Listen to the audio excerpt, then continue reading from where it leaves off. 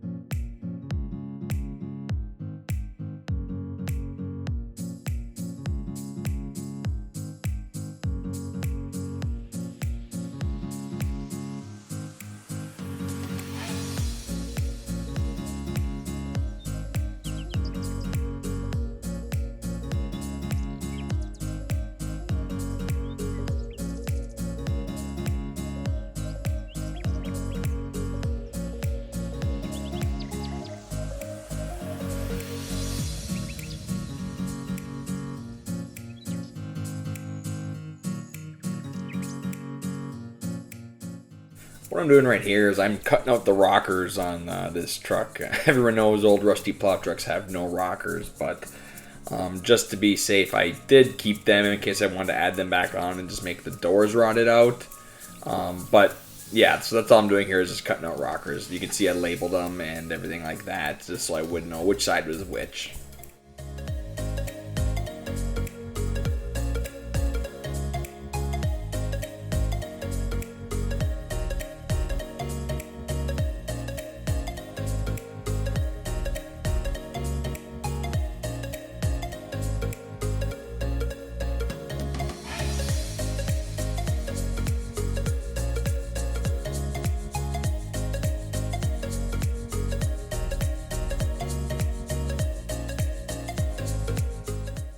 right here, I'm just kind of trying to get a bit of an idea of what I'm working with here and get a lay of the land, see how much work I'm going to have to do to trim down the doors and whatnot like that. So just kind of getting a feel for the truck.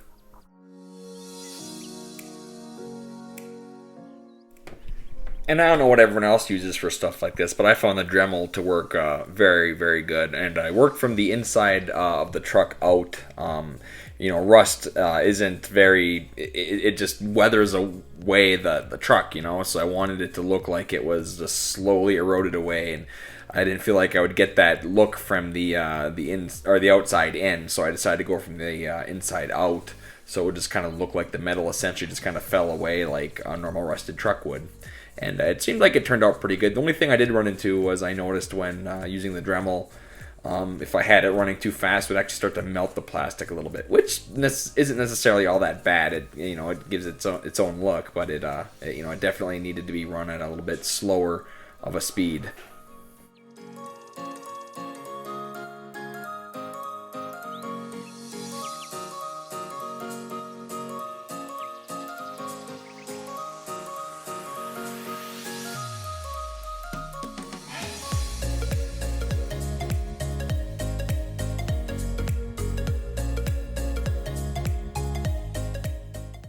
Here I'm just trying to get that perfect rot hole that we always see on the bottom of fenders here in the Upper Peninsula. So I really couldn't get in at a very good angle with the Dremel just because the tip was tapered. So I ended up kind of having to do a little bit on the inside and the outside.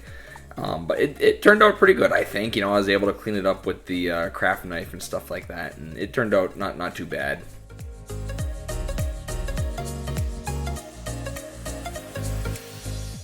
So this is something I could really use some comments on from you guys. So in order to make dents and stuff on trucks and vehicles and stuff like that, I really don't know how to heat up the plastic without destroying it or melting it, making it look like a pile of crap. So what I do is I use that wood burner with the big teardrop tip on it, and I get very, very close to it and let it essentially soften up. The only problem is you don't get a very big coverage area, so I can't make it look like I got smoked by a truck or something like that. But I can make it look like a tree fell on it, or the door has a big whoop-de-doop in it, or something like that. But anybody have any tips on how to make dents and stuff like that on trucks, armor, vehicles, whatever? Feel free to drop a comment.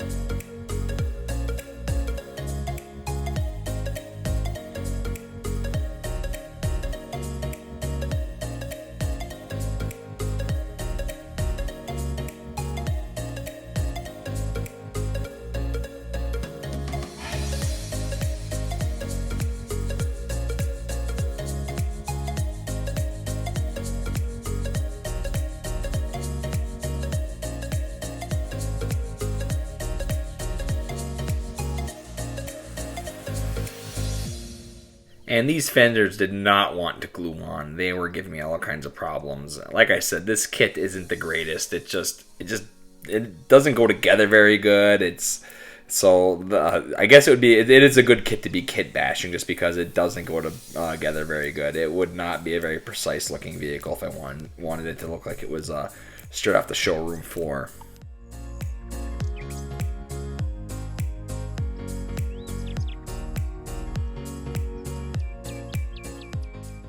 And like I said, just tons of flashing I'm working on getting off here. It was just, I spent about 15 minutes on this tailgate just getting flashing off.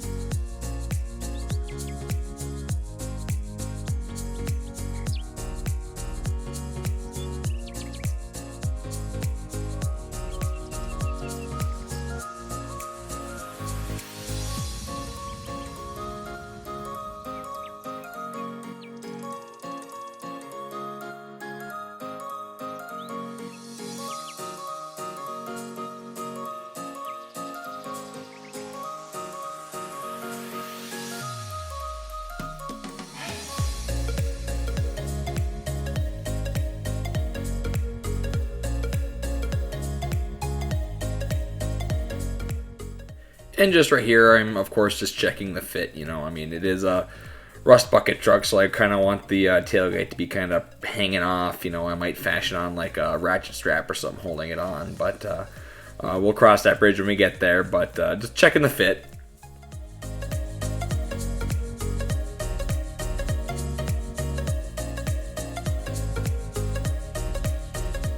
Thanks everyone for sticking with us to the end again. This is another one of my projects. We're going to keep working on this. It's going to be another part 1, part 2, part 3 type thing. And we're going to keep just putzing away at this. I got a couple of ideas I will share in the next episode about where we're going to go with this and what we're going to do, some of our plans.